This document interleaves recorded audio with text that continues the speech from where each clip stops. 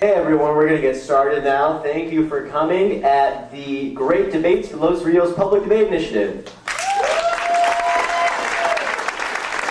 This is our first time here at the state capitol, and I think that's really special for us here in Sacramento because we do have the capitol here. That's nice to be in. Today's debate is going to be the global war on terrorism and the United States participation in this activity. And so part of what we do at the Los Rios Public Debate Initiative every month, or every semester actually, we host 3 different events in which we attempt to put in public debate and civic dialogue in the community. And so far this year we've done a lot of good things. We put out a forum on Prop 30. That passed actually, so that's pretty good for everyone here. We also had a speech night at the Coffee Garden, which we held in November too, and that went really well. And lastly, at the end of the semester, we're having this debate, which we usually have around December, in which everyone comes. We talk about really controversial topics that's facing this country and also our community. And so I'll introduce the debaters now. We have on the affirmative side of this debate, we have Shay Yvonne, Joshua Robinson, and Meng Vu over here. And on the negative side, we have Natalie Leonard, Nick Harris, and Noreen Jobin. I want to remind you all that the positions that they're taking on this debate is actually not what they believe in. I actually asked them, which side are you on this? And they raised their hands, oh, I'm affirmative, I'm negative. I'm like, okay, well, the affirmative gets to go negative, and the negative goes affirmative. So part of what we learn in debate is to analyze both sides of each issue. And so don't hold it against them if you don't believe what they're saying. But another thing is that in debate, we become masters of a topic. So every year, there's a resolution which the entire debate community is involved with. And unlike NCAA sports, at debate, you debate everyone. So we debate from the likes of people from Berkeley to USC to Fullerton to Harvard. And so, and Los Rios Debate actually has a strong history of doing really well. We're one of the only community colleges in the country, and last year we finished 2nd in the nation for a community college. We also finished 1st in California, beating Cal, Stanford, Fullerton, and USC. So give these guys a round of applause for that. And just another reminder, all of these debaters you see are people just like you. Aside from Nick, none of these people have debated in high school, and they just joined COM 374 at the beginning of this semester. And they just worked really hard, and today is a sort of a showcase for all their effort. And also another part of Los Rios, unlike other colleges where people are debating for 4 years, or they're there for a long time, they're on scholarship, Los Rios is all based on the community. So our coach, Jared, actually used to debate at Los Rios in the 90s. And he transferred, graduated from Cal Poly SLO, and he decided to come back and be a coach for the team and a professor here at Sac City in about 2007. Right. And I actually debated for the team for the past 2 years. Now I'm coaching as I transfer this semester. And a lot of people contribute to the team and come back and help us out. And today we have someone just like that. We have Kim Horiyuchi, who is our guest moderator. And Kim is actually a criminal law and drug policy advocate at the ACLU.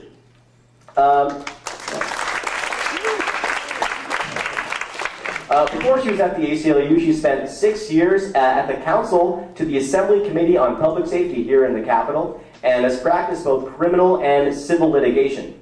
She debated for 8 years in both high school and college. She went to the University of California at Berkeley and received her JD at the University of Pacific School of Law, where she has debated in total for 5 years, including some time here at Los Rios. And afterwards, she actually coached the team too. So a big round of applause for Kim, please, as she comes up and moderates this debate.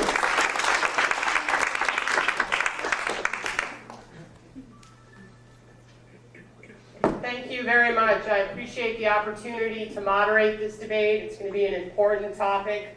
And it's great to come out and support a team that I've worked really closely with over my career and see such a great turnout. So I think you should give yourselves a round of applause. We thank you very much for your donations. When I started my debate career, I was what you would call a juvenile delinquent. I was definitely in and out of a lot of trouble. And so when I started high school debates, it definitely pointed my life into a different direction. I went to Fresno City College for 2 years before transferring to Berkeley and debated for Fresno City. And so I had a really amazing opportunity to see how debate can change people's lives, the impact that debate can have to people who wouldn't otherwise think of themselves as debaters, right? Debaters are nerds, or debaters aren't cool, and sort of fall in with a group of people for whom not being smart wasn't cool, not having good grades wasn't cool. Really made a difference in my life, which is why I've been so active in the community since I left my debate career.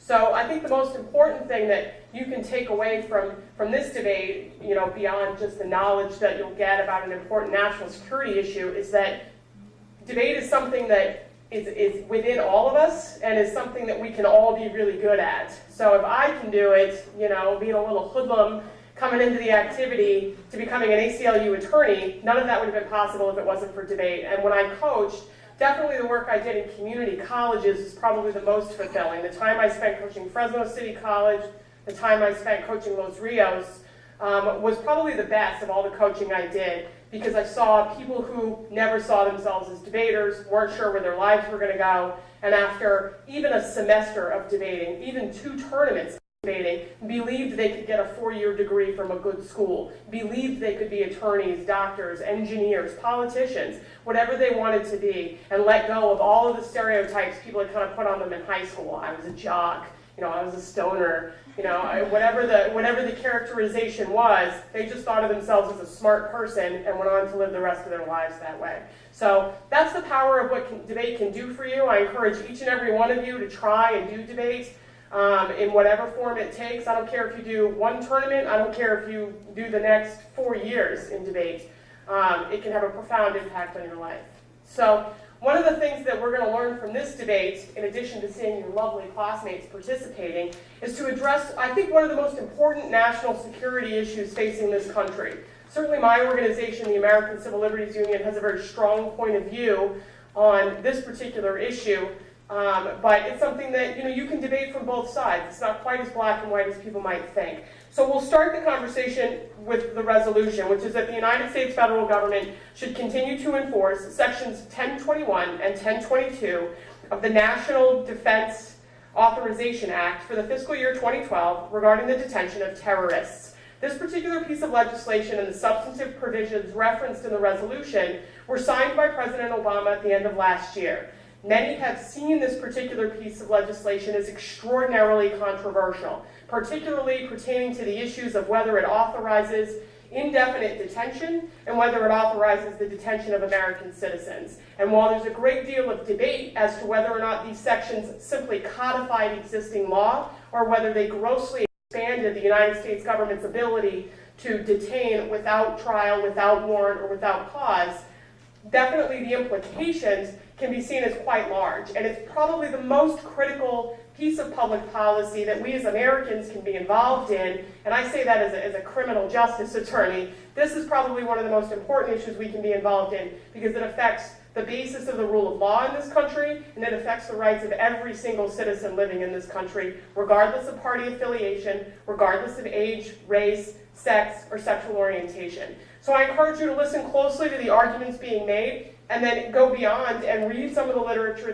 that's been produced on this issue, and find out for yourself whether this is something that you think is troublesome, that should be addressed with your local representatives, or something that you believe actually keeps us safer. So with that, let's have the debate.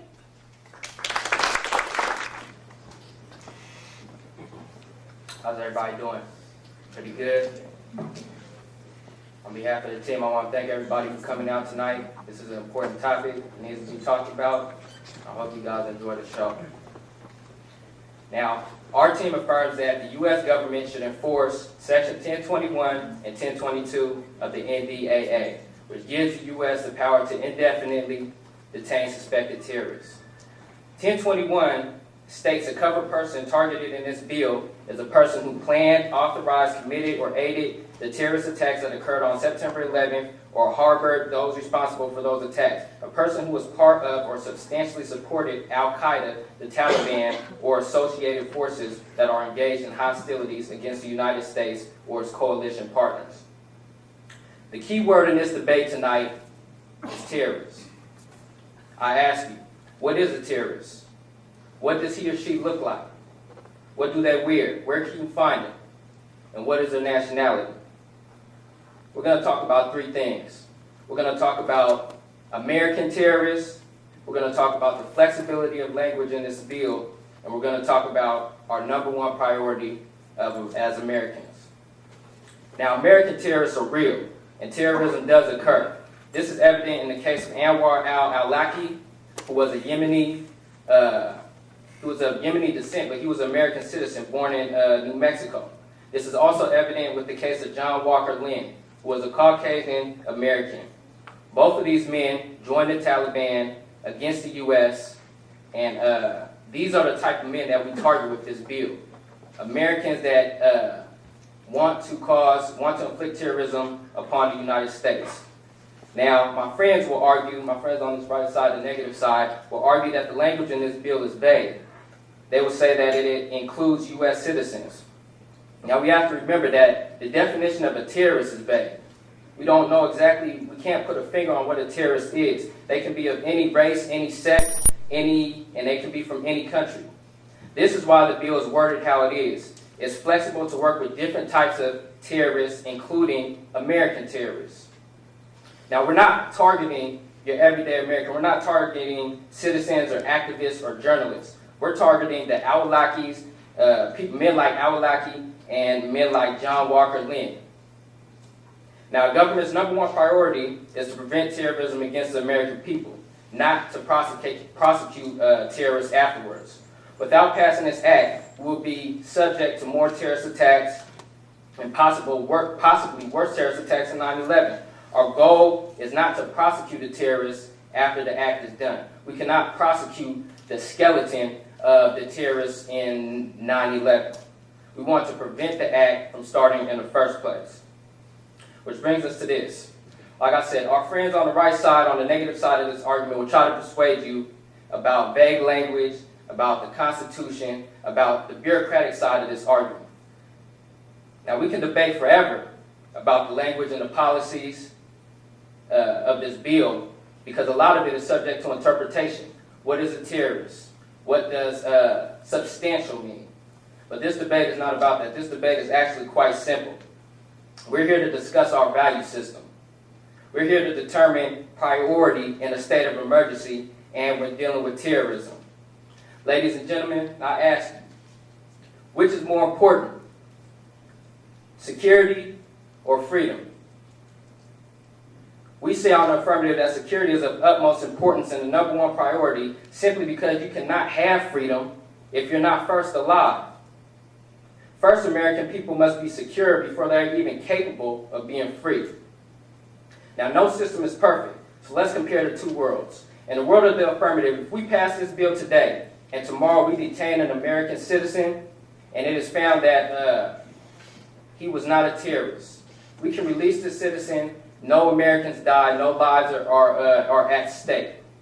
Now, this one American or the minority that are detained, their freedom is temporarily sacrificed, but it is for the greater good. It is for the safety and the lives of the American people. Now, looking at it from the other side, if we don't pass this bill today, tomorrow comes, and we suspect an American of being a terrorist. We don't hold the power to detain him. What happens if this terrorist comes and he enacts his plot? He inflicts an act of terror upon America. How many lives are we willing to risk? Hundreds? Thousands? Shoot, with biological and nuclear capability, we can risk this whole nation. I ask you, is it worth it? Is this a risk we are willing to take in the name of protecting the freedom of suspected terrorists simply because they are American? This is what we're going to discuss tonight. Thank you.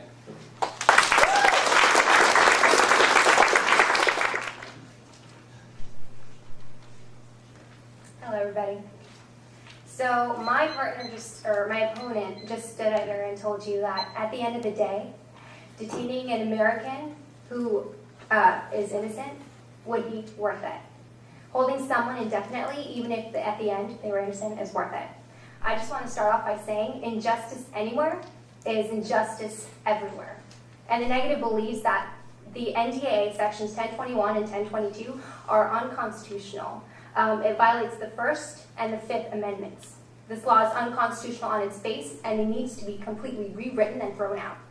Now, this law on its entirety, on its grounds, it's too vague and allows for too much arbitrary power for one person. And that one person is the president. First, it violates the First Amendment because it chills a person's speech. And second, it violates the Fifth Amendment because it denies someone due process. Moving on. So the First Amendment is violated because the NDAA chills free speech. And a perfect example was provided in Hedges v. Obama, where a journalist was scared to publish his work because he feared that his work and that he might be connected to a covert person, which is a section in NDAA, or someone who has substantial work related to terrorist groups, as Al-Qaeda or any other terrorist organizations. The court held that the law was unconstitutional because it didn't provide a specific example. It wasn't clear on what those areas meant. Now, this law is also unconstitutional because it denies due process. The explicit wording in this law is denying a person of a trial until hostilities are over. But as my partner clearly asked, when is hostilities over? When have we not been in when have we not been in a war? When have there not been tensions? First it was China, then Russia, then Cuba. It's indefinite. War on terror is imminent. Now, I want to go on by saying that it hurts counterterrorism. Intelligence is critical, and right now there's specific lines to what the FBI and what the police can do, and with this law it makes those certain lines ambiguous. They're confused on what they can and cannot do.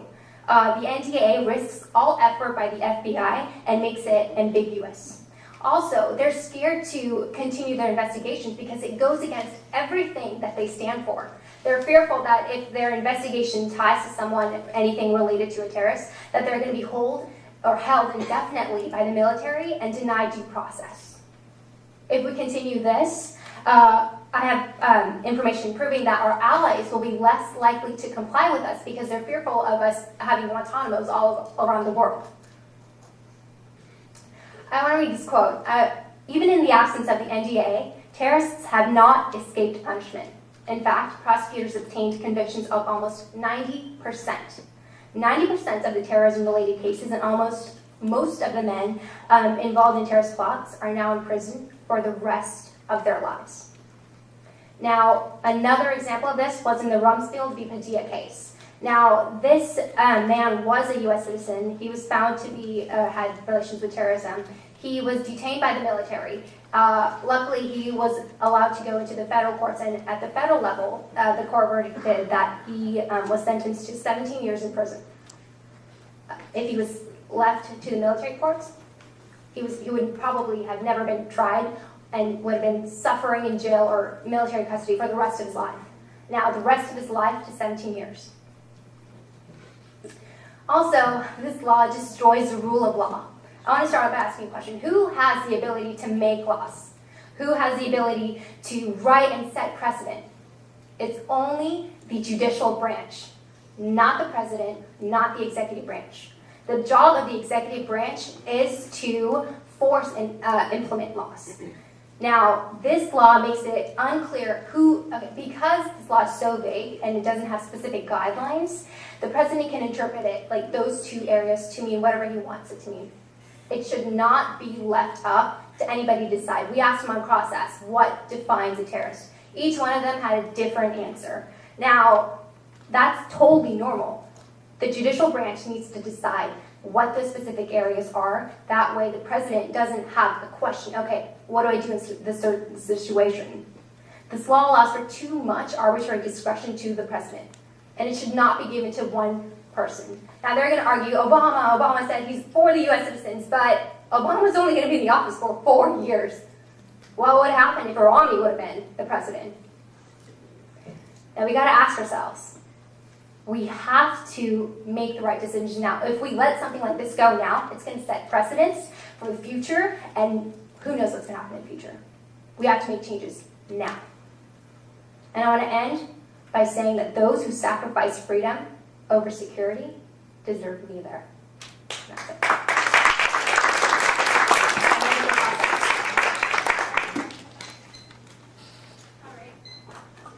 How are you doing today, Noreen? Pretty good. How are you doing, Shannon? Good, thank you. So, first of all, I wanted to go ahead and touch up on I believe it was the Hedges versus Obama. Okay. That they were too afraid to publish their journalism or continue on with their acts because they were fearful that something would happen to them, like indefinite detention. Yes. Was there actually any punishment or any indefinite detention in that particular case? No. Because, Okay, that's all I need on that question. So you said 90% are convicted and put there for the rest of their lives, correct? yes, 90%? that just proves that instead of having military do the trials, it's more effective at the federal level. Okay, that's fine. So on Rumsfeld, Okay. which is one of the next cases that you went to on the case of Rumsfeld. Yes. So who surrendered him to the federal court? I think there was a court of appeal process. And Was he previously held by the military, as you stated, correct? Yes. Okay, so the military surrendered him to the federal court. And when he was in the federal court, why was he found guilty? Well, he was a terrorist. Oh, Yeah. so he was a terrorist. Okay, that's all I want to say about that. And then, if there's no one left, if the president can't decide how to combat terrorism, who's going to write out this, or the president, or the... Well, my point is exactly that. It should be So I'm left saying, up to the who's president. left to decide what The terrorism judicial is or branch isn't? needs to decide Judicial branch, what okay.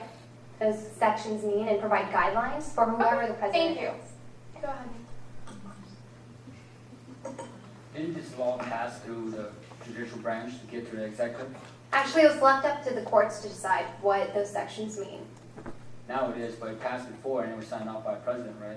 Yeah, before. And now it's And being then repealed. it was sent to the courts. So it did pass through Congress. Yes, but it's up for questioning now, Okay. which is why we're here. Oh, that's it. Thank you very much. I got one question. Okay. Okay. Now you stated that we're always in war. How long have you been in this last war?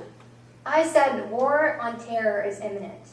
So the last war lasted 10 years. Before that, World War I, World War II, we had tensions with Cuba. I mean, who knows? There's always going to be tensions. I mean, everybody knows that. Thank you very much.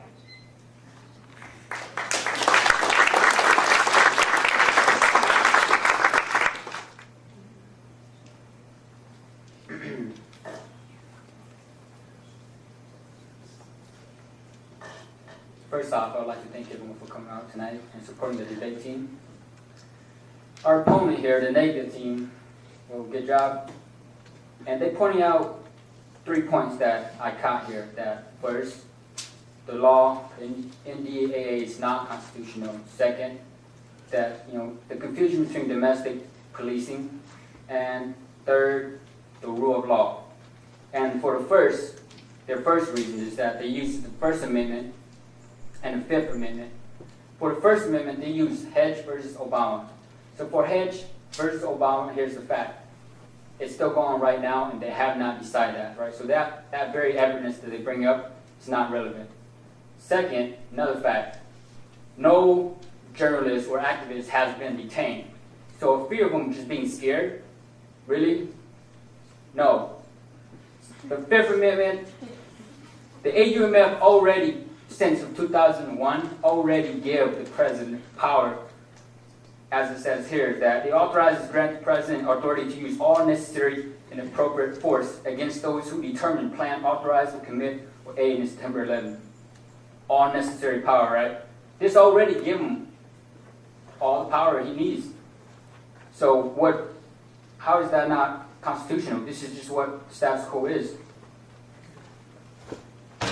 And then an example in a case ruling by Supreme Court named Ex parte Curiam, where German America filed a habeas corpus to contest the right to a civil trial instead of a military trial.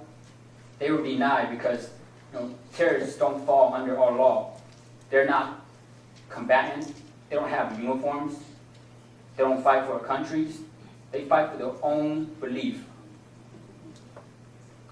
For the second reason, counterterrorism and domestic policing. This law has nothing to do with the FBI or the domestic policing. They can continue on doing whatever they're doing. There's no confusion there, right? This just gives the president additional power to fight against terrorists. So I don't know why they're confused about that part. For the rule of law, the balance of power, this power is needed by the president to fight the terrorists. Terrorists, like what my partner said earlier, is vague, right? It's very vague, and it's always changing. So this rule is not vague. This rule, I say, is flexible. You need a flexible law to fight and counter terrorism. You need something that's fast, efficient, and effective to stop terrorism before they commit any act. For terrorism, this rule, even under suspicion, allows us to prevent harm to the United States and the way of our life that we enjoy here. If we don't prevent them and we act, if we're not active and we are reactive, after the damage is done, most of these terrorists are suicide bombers and suicide, period. Are you going to dig up the rebels and try to prosecute them? You can't. The damage is done. Millions of lives, not millions, thousands of lives are lost in the process, and you can't prosecute them. This law, NDAA section 1021, 1022, allows us to prevent harm, not react after the damage is done. So, fact, citizen of the United States can be terrorists. That's just the way it is. Hate to tell it, but it's just the way it is. And let's say if we don't include American citizens into this law, what would be a perfect target for recruitment for terrorists? If we can't punish U.S. citizens, maybe U.S. citizens are a good recruitment for terrorists?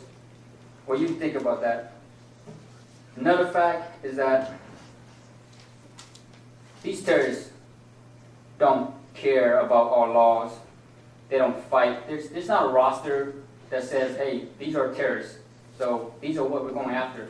It's forever changing, and we need a law that could be flexible enough to defeat terrorism. A good example of this is back in where the British Empire was the strongest in the world, right? And they fought, they were wearing bright red uniforms, to stand out in the middle of the field, and they shoot at each other. And this was the way of life for them. This is the way they fought war. And they said this is the most honorable. Well, guess what? We beat them. Why? Because we figured a way to fight them efficiently, hit and run, guerrilla warfare. And they did not adapt. They did not change their law. Terrorism is a threat. In that very concept, you don't see terrorists. You don't even know who is terrorist. All you see is a bomb go off. Roadside bombs, vehicle-borne bombs, and you don't know who hit you. All you know is a bunch of lives are lost. There's no way to fight it except this, by gathering intel, trusting in our government, especially our president, the man that we vote for, to fight against terrorism. Here's a quote: "If you don't reform to change today, we are destined to die tomorrow." Thank you.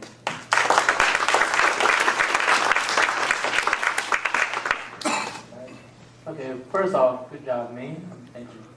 My first question is, you had said that the president should have the right to pretty much do what he wills to protect our country, right? This is actually given to him in the They are given to him, right? Yes. So in this bill, it's giving him even more power. No, the intent of this bill is not to extend his power beyond that. But isn't it making him the person who holds the final say, and if this should be added into law so that he can actually detain people without them going through the federal court system, even if they are a citizen of the U.S.? Can I answer? Go ahead. For the final say, I just wanted to go ahead and clarify, and this is also by Senator Feinstein herself, Supreme Court holds the final say and also to intervene. An act of Congress that said nothing will be decided unless an act of Congress expressively authorizes such detention. So don't let them sit here and tell you that there are no checks and balances on this law or that the president holds all the power. Thank He you. holds a limited amount. Thank you.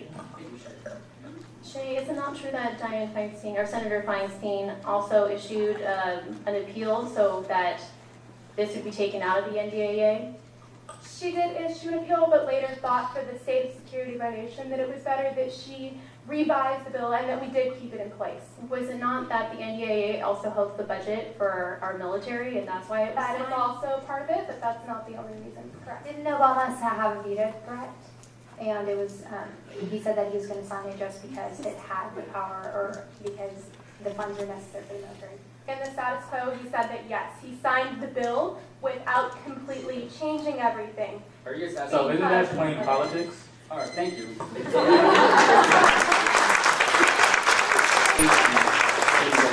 Freedoms that our country was founded on. Now, I don't know how you guys feel about that, but to me, that just sounds wrong. Our country was built on the Constitution and the rights and freedoms for its citizens. So by saying that for our security, it's better to strip away our rights, I don't see how that goes with the way our country was built. We agree anyone can be a terrorist. But what we decide as a terrorist is off of the Constitution that, for one, we cannot let one person have all the power to define what a terrorist is. Yes, we have checks and balances, but what this bill is doing is almost eliminating these checks and balances that we have and giving one man power. And what happens when one man has that much power, power corrupts government. When you give the government too much power, it becomes corrupted. We are trying to prevent that. As we said, Feinstein had said that she is against it. She wrote an appeal for this thing, and as Shay obviously said that she changed her mind, but that's just plain politics. It is tied into the men and women of our military getting their funding, and no president is going to let anything stop from the men and women serving our country from getting paid for the job that many of us ourselves would not have done, and them protecting our countries and the freedoms and rights that our country is built on. So, what my real question is to you is that, do you find it right for the rights of our citizens to be taken away for not clear evidence, but just the maybes that they might be a terrorist, they could be a terrorist? This happened before. During World War II, the Japanese Americans had been detained without any real cause or reason, but that the fact that they could be working against their country. Now, these are people that were born in the U.S. that have nothing tied to their to Japan or any other or their other countries of origin except for their ancestry, but them themselves were born as Americans, see themselves as Americans, and identify as an American. But yet they were detained and put in these camps during World War II. Now, during a time of crisis and during a time of war, emotions run high.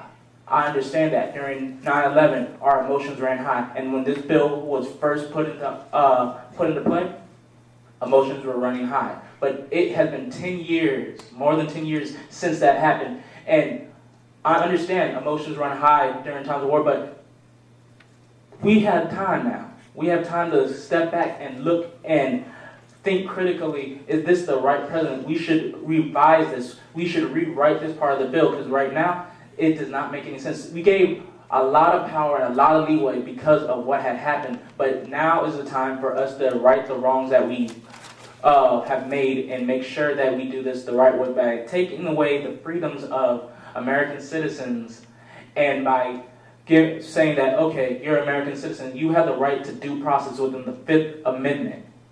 By taking away your rights and freedoms that way, and by saying the military can hold you without without a judge and jury of your peers, that is just wrong. I don't know who is like, they also brought up in the first speech about a man named Alaki. That is irrelevant to this whole case because Alaki, though he was an American and he was an American citizen, what happened with him happened out of our grounds. We are talking about Americans in the homeland that they're saying that we can detain them without due process. And to me, that is wrong. Now, I also want to bring up to you guys this case by, which shows how this takes away our freedom of speech and our First Amendment. The U.S. Day of Rage was a thing that was put on by an activist group. Now, another group called Strat4 tried to tie this activist group to Al-Qaeda. So this group decided not to go with their U.S. Day of Rage by fear that they could be detained. They even asked the government, would they be detained? But they weren't. So, thank you. Open for cross-ex.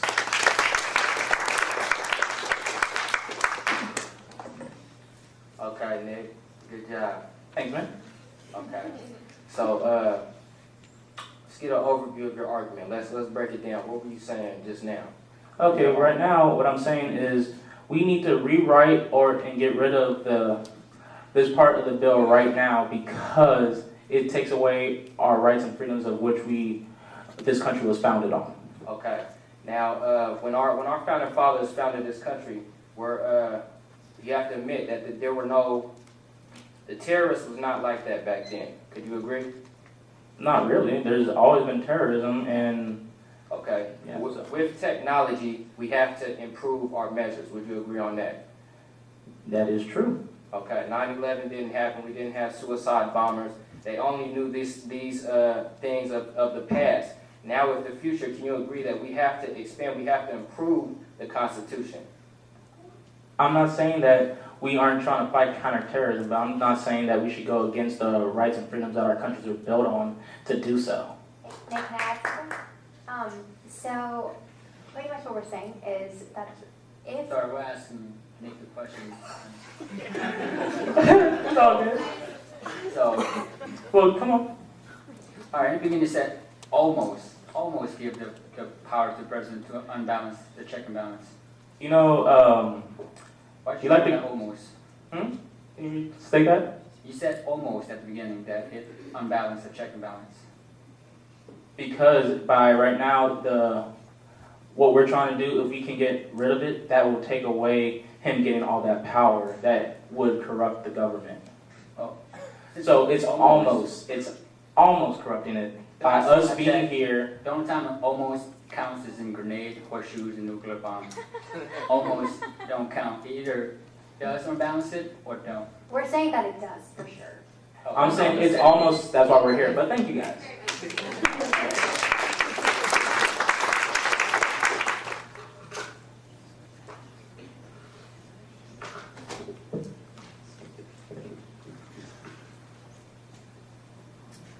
So let me just first by saying hi to everyone and thanks for sticking through this debate because this is a very serious and important topic. So what this debate actually breaks down to is what is right and what is wrong. And indefinite detention is wrong. Like Nick had said, we need to right the wrongs that we have done. We have had this in place for the past 10 years. Indefinite detention is wrong and unjust, and our affirmative team believes that indefinite detention does not invade our constitutional rights. But it does. It invades our First Amendment and our Fifth Amendment. And we've already proven that it invades our First Amendment by showing you the case of Hedges versus Obama. And they say, yes, that's still going on. The case is currently still going on. However, they did state that because the guidelines are so vague, that people are unsure of what they can and cannot do to be considered a terrorist. So it gives them reasonable fear to speak out. And again, with the activist group and the Day of Rage, they use that against them and try to link them to terrorists. And that gives people, again, a reasonable doubt to speak out. So it invades our First Amendment. It invades our Fifth Amendment just by the statement, just by the context of the outline, it says that it's going to deny us our judicial process and review. We, as American citizens, have the right to due process and a right to a fair trial and a right to counsel. By denying us, it's taking away our constitutional amendments and rights. Now, this directly violates our First Amendment and our Fifth Amendment. And it also gives too much power to the executive branch. And it truly does give too much power to the executive branch because it makes them forego judicial branch and judicial review. Not only does it do that, it eliminates the power of checks and balances, but military system is flawed. It's been changed 3 times over the past 10 years, and its conviction rate shows that. Because in federal courts, 400 terrorists have been convicted over the past 10 years. How many have been convicted in military courts? 6. That's not even comparable. 6 people have been convicted in military courts. Now, also by giving presidential power, it gives them the right to inherently imply laws that are not within our Constitution. And this has happened before in our history. Roosevelt's decision to order the internment of 110,000 Japanese Americans after Pearl Harbor, or Wilson's effort to silence those who had been opposed to the draft. This is that happening again. We are implementing this indefinite detention to take away our rights as American citizens. It was discovered by Columbia law that as of February 3rd, over 200 habeas petitions have been granted at Guantanamo Bay. Only 37 have been approved, but even though they have been approved, they still remain in custody. So, yeah, they went through the correct process. They were found to be terrorists. They were held. They were proven to be innocent, but they are still being detained. And these are American citizens. These just aren't foreign people. And even if it were, we're supposed to be setting the precedents here. By allowing this to happen, it only can continue to happen throughout our history. It will only continue to happen.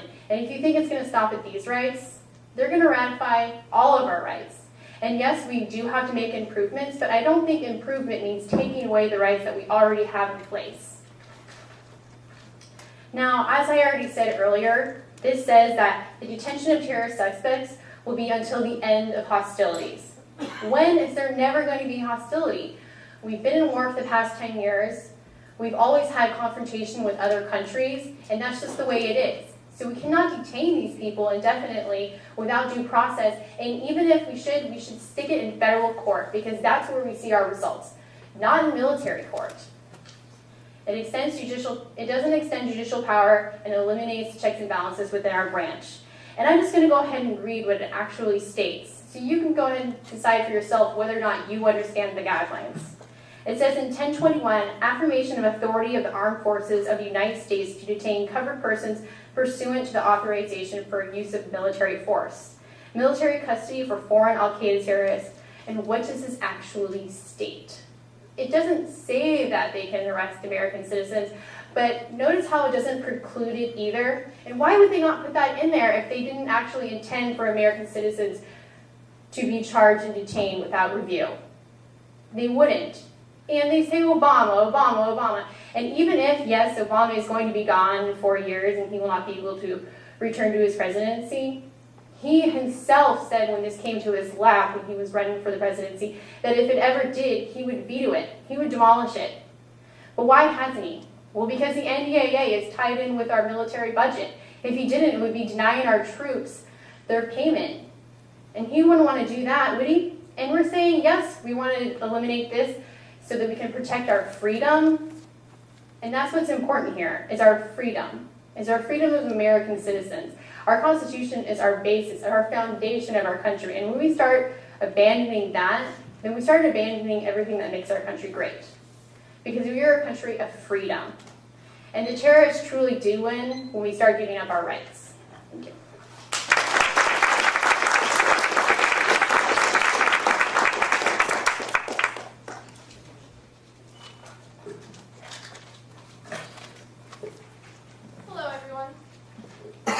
Hello everyone, my name is Shay, and again, like most of my partners and friends up here, I'd like to thank you for sitting through the last part of this speech. So I'd like to start off, is you've been hearing lots of stuff today, appeal to fear, too much power everywhere. Well, let me sit here and ask you, what's more important, your life or one individual. They've sit here over and over again and they keep saying the president has too much power, the president has too much power. Let me read you a quote from the president himself on a press release for the NDAA. I want to clarify that my administration will not authorize indefinite military detention without trial of the American citizens. Indeed, I believe that doing so would break without the most important traditions and values as a nation. With this being said, we affirm our positions, that would break the most important values of our nations. With this being said, I'd like to affirm our position on 1021 and 1022 of the NDAA Act that it does not violate the First or Fifth Amendment. Let me first start out with the First Amendment.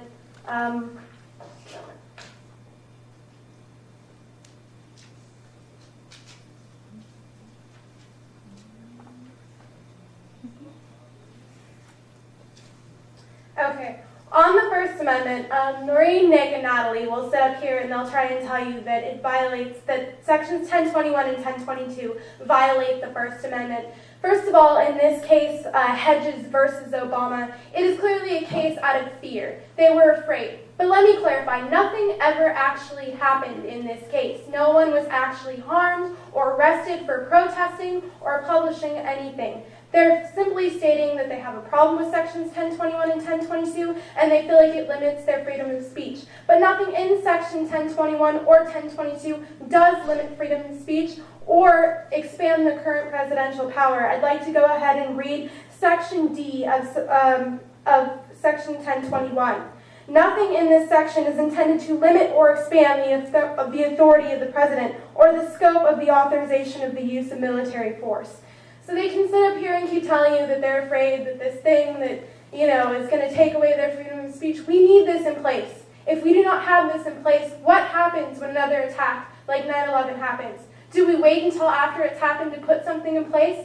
How are we supposed to prosecute these terrorists? We've said over and over again, the president will take the best judgment he can. He said, and also Feinstein said herself, that any American who is detained under suspicion of terrorism will be given the right to a trial. It is important, as my partner got up here and said, there's no specific race, no specific gender. Terrorism is a vague act. And because it is a vague act, we need this flexibility in order to be able to, get these people who may be terrorists and verify that our safety is not at risk. On the Fifth Amendment, So on the Fifth Amendment for the due process, I already read the quote from the president saying that he will take his utmost, he will be very careful when implementing this law in order to hold up our Constitution. On Rumsfeld versus Padilla, they used this court case to argue the federal government should be in charge of prosecution of an individual in the military because an individual in the military will hold them without trial. Not only did the military release Padilla, but he was also released to a federal court who were there advocating that this case should go through. And he was found guilty and sentenced 17 years as a terrorist. It doesn't look good when the cases that they are presenting are actually, the people that they're defending are actually terrorists themselves. For the safety and the life of the American people, please allow the NDAA in the sections 1021 and 1022 to pass. The Obama administration insists that indefinite detention provisions of the legislature are necessary for the safety and security of our nation. And as they say, times change, security changes, and as a new president comes to pass, he may have a different stance. And they keep trying to argue that the war is indefinite, and so terrorism will continue to be... And terrorism will continue to be indefinite as well. So yes, there will always be war, and just as there will always be war, there will always be terror. And we need things in place to protect the American people, because before you can have freedom, you must first have life. What's that? Okay. All right. So please go through, or please, I'm sorry, hold on.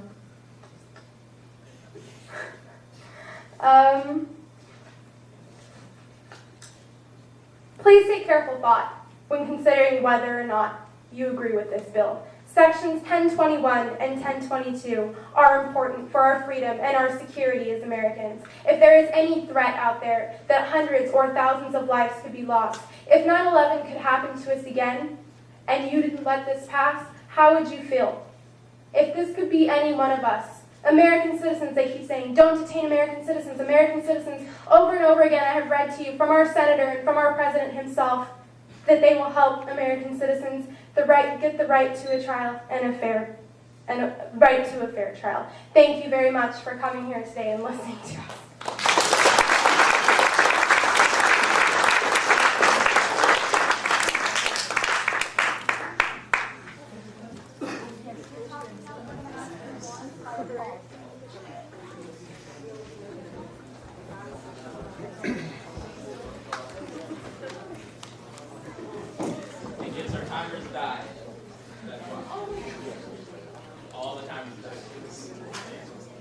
Thank you so much. I think that was an exceptional debate, and I think we learned a lot about the specifics of the issue.